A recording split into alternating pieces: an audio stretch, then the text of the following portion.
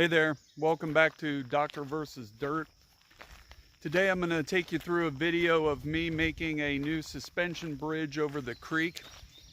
You may remember my previous video, and I'll put a link in there, for a tree bridge. I thought that tree was actually still alive and would last a little bit longer than it did. It's been there probably 2 years, but it is starting to rot and get insects in it.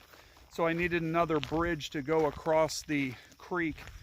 So this is going to be a true how-to video. I'm going to show you the full process, so it's a little bit longer than some of my other videos, but it's meant to actually teach somebody how to make a bridge exactly like this. So I hope you enjoy it. The first thing I had to do was find an area of the creek that was in a relative straightaway so it wouldn't erode back to where the pilings were for the bridge. And then we had to measure the distance at that point. So here I'm just pulling the line from the other bank. That other bank is about 3.5 feet above this bank, which, you know, that's not terrible. What I may do is drop this down about 1.5 feet. That's not a terrible slope. You know, still something that you can navigate on a footbridge. And then I just tagged the line and pulled it out onto the trail and measured it. That way I can get my slope, which was 48 feet long by 1.5 feet drop if I build the piling 2 feet tall. I then had to get the posts into position. I used 6-inch diameter, 8-foot fence posts from Tractor Supply. I then drilled the holes out for the posts and for the concrete dead men behind each side. This was done with an 8-inch drill bit on my Harbor Freight auger. I then set the posts in with my post level, and I used concrete. Remember to use Riverstone at the bottom to keep it from collecting water. I had to use rebar in the pilings on the low bank so I could build up the concrete and give it a little more height. I then used sticks on the dead men to keep the eye bolts above level, and I used a washer on them to keep them from pulling out. I did not have to use pilings on the high side. The posts were about 3.5 feet in the ground. The dead men were approximately 4 feet deep. All told, I used about 1,300 to 1,400 pounds of concrete. That just added quite a bit of weight on each side, as well as the resistance of the ground to support the bridge. While the concrete was setting, I went to other aspects of the bridge. The lumber that I picked was 5/4 decking lumber. You can see that the stuff's pretty tough here. This is 300 pounds dead in the middle of the 3-foot span that I was going to use. I then sat on this and it still didn't break. So that was about 500 pounds.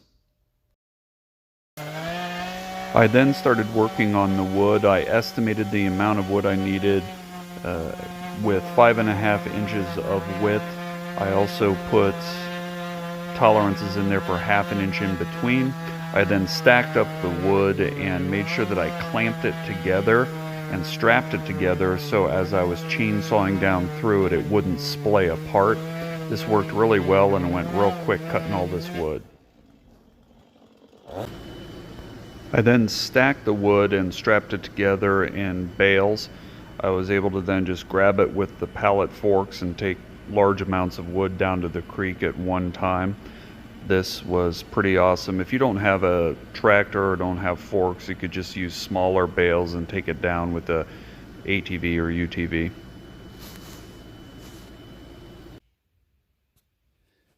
The quick way that I made straps for the bottom of the bridge is I got these galvanized brick straps. These are used for masonry to stick the layer of brick to other things. You can see they have the 2 little holes in them. And you can just break off an entire row of it, throw it in the vise, and use your Sawzall to cut off a bunch of them, and boom, all of a sudden you've got just a bunch of straps.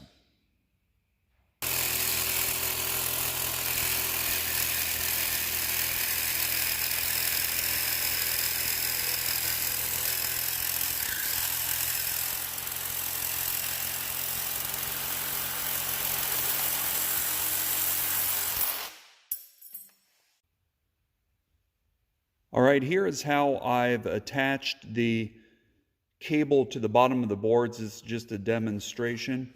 So I've taken the brick straps and they already have pre-drilled holes in them.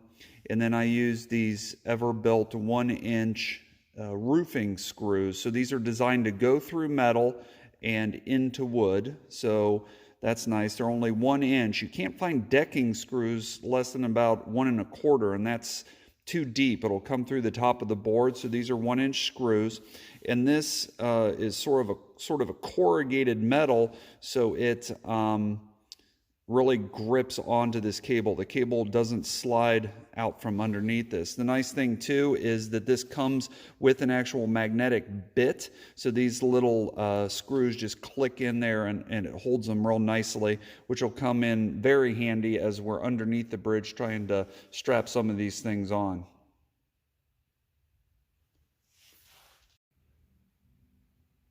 Here is my setup for the large cables. So these are stainless steel cable clamps right here. I wear these gloves because it just helps me not get snagged as bad on loose wires. But here you see an example of you never want to saddle a dead horse. So this end right here is called the dead end of the cable. This is the live end. So you always put the saddle right here on the live end, never the dead end. And then what I've done down here is I've just put a D ring here. This is a 6,000 pound D ring, and this just allows me to do a lot of this work in the shop and get these things on the end, and then I can just go ahead and put this link onto the post. It's just a lot easier than trying to do all of this work down at the post. So I get a lot of this stuff set before I even get down to the bridge. Alrighty, here is the final rig for the end of the main support cable. You can see that I went with 3 of the clamps because you can never over-engineer this. This cable is not going to break. This is 6,000 pounds. The weak point is here at my clamps, so I did 3 of them. The other thing that you may notice, the blue stuff there is Loctite. Once I got these cranked down, I put Loctite in the threads so these things will not loosen. I did use the Loctite that you can break through with hand tools, but it's not going to release these nuts just from vibration. I then use an extended drill bit to drill through the posts and set the eye bolts.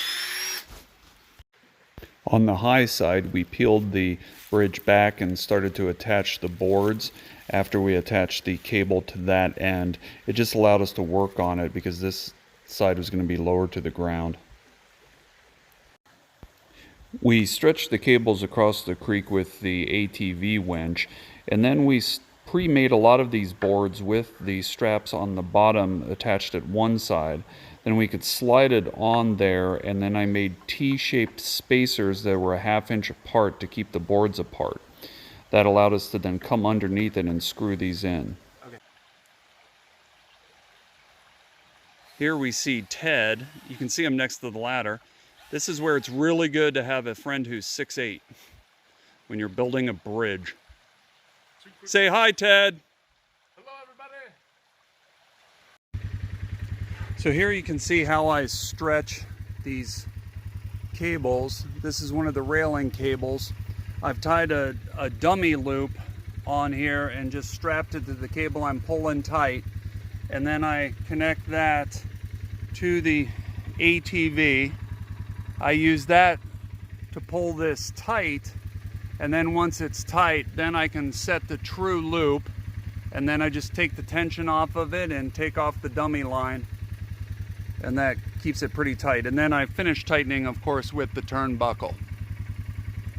So now I'm starting to string the cable in between the handle cable and the support cable down here.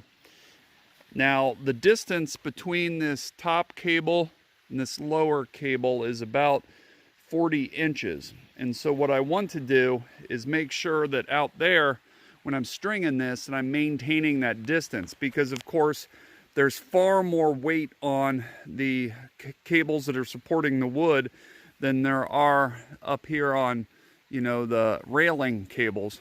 And so the bottom here is going to bow down, and so I need to kind of bring these together. So how I do that is I just took a chain, measured it out, put a carabiner on one end and this clamp on the other, and I marked it there with tape where it's at 40 inches.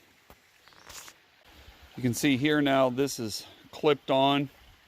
That keeps that at 40 inches apart. You can see this one triangle that I did before coming up with this method. You see how loose it is compared to the one that is set at 40. So, you know, it really is important to use this all the way down the line to keep these things even, or some of them will be pretty badly bowing compared to the others. Okay, so here's my rig when I'm setting these things. So I have my chain here keeping my distance constant. And then I just have the clamp loose. I pull the cable as tight as I can by hand and clamp it with a vice grip, and then I come back here and I slide this over. I can't do it with just one hand. I slide this over a little bit to where it needs to be and then clamp it down. And then I come back through, release the vice grip, and undo my spacing chain.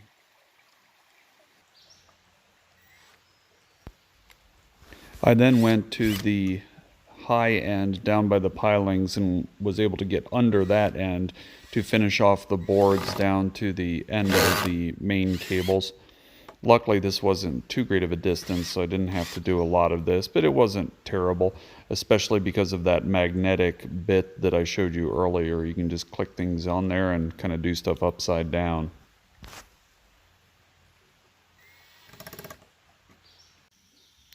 Here you can see a critical aspect of a lot of this cable work. These are actual heavy-duty turnbuckles. You don't want to use the ones that you just get at Home Depot. Those don't have the weight limit. Each one of these turnbuckles has a 2,200 pound weight limit. And buy these on Amazon. There's all sorts of different brands. The other important thing, because these cables move, is making sure that you use thimbles here so that the wire is protected. And just a good cable method here. Remember, you never put a saddle on a dead horse. So this saddle part always goes on the live end, the end that's bearing weight. That's just the right way to use these clamps. The other thing that I've done here on some of these is I've put some lock bolts on here just so these won't unwind and loosen, and then all of the other ones I put Loctite on. You want to make sure that you know your weight limits of everything. These big eye bolts that I used they're 2,200 pounds as well. These big C rings, they're over 2,000 pounds each. The big D buckles that I use to attach the main cables to those eye bolts are 6,000 pounds. So you really want to over engineer this. Now I'm going to kind of take you across the bridge a little bit, and I want to show you something. See how kind of loose that cable looks? But as you walk up to it and get to it, you see how it tightens, okay? You actually want it slightly loose as the bridge is just sitting here. The reason being is that if those are completely tight, that means that the handrail cable, which has much less weight limit on it, is taking all of the weight of the bridge. I really wanted the weight of this bridge to be on the main support cables that go underneath this, because those are just much thicker cables, and it just kind of makes a little more sense. Now, when you're walking on this, you start to distribute the weight out a little bit to these cables, but you're not supporting the entire weight. That weight's distributed just where you're standing. And then as you back off of it, you see it getting loose there. Get back on it, tightens up. You can see one problem I had to deal with is that when you have one bank higher than the other, obviously there's going to be somewhat of a flat part up here that you're going to have to deal with. I raised it a little bit off the ground here, but then it's always going to dip down because you're falling a little bit to the other shore. So you need to put something under there just to keep all of this stuff off the ground. Anytime you're building anything out here in the forest where it's really wet, anything you can do to keep stuff off the ground is just going to make it last so much longer. The other important factor of this design are the dead men. These are critical to keep those posts from bowing forward. You really need that additional weight behind this pulling against that, so don't forget them. The final thing I'm going to do is stain the bridge. I do have to wait for the wood to dry. I got this water-based stain that I read great reviews on the internet. It does ask me to wait 3 to 6 months to let the wood dry out before using it. I picked water-based simply because it's a little safer since I'm doing it over a creek, as well as it dries a lot quicker. And here in humid South Carolina, I was worried about oil-based taking forever to dry and then it getting rained on in the interim. The final thing is that oil-based are notorious for more algae growth, and this is a wet area that's down in the shade. So here you see the final product. I did have to get a 3-step stringer for a staircase and build them, but I could just use the same decking. Here's the final side product. It turned out great. I love my bridge. Well, so far she's held up. We haven't had anybody collapse the bridge and fall into it. My big buddy Ted that you met earlier, he's a big guy. It bowed a little bit with him on it. So, you know, I set a weight limit and put a sign on the bridge so that, you know, I guess if you got up around 450, 500 pounds, that bridge may have a problem. So, you know, it's a suspension bridge made with box store items. You know, this wasn't a grand engineering event, but it serves its purpose to get people across the creek. So I hope it's helpful to you. I hope that other people are able to learn from it and solve problems on their property. And until next time, we'll see you again on Doctor versus Dirt.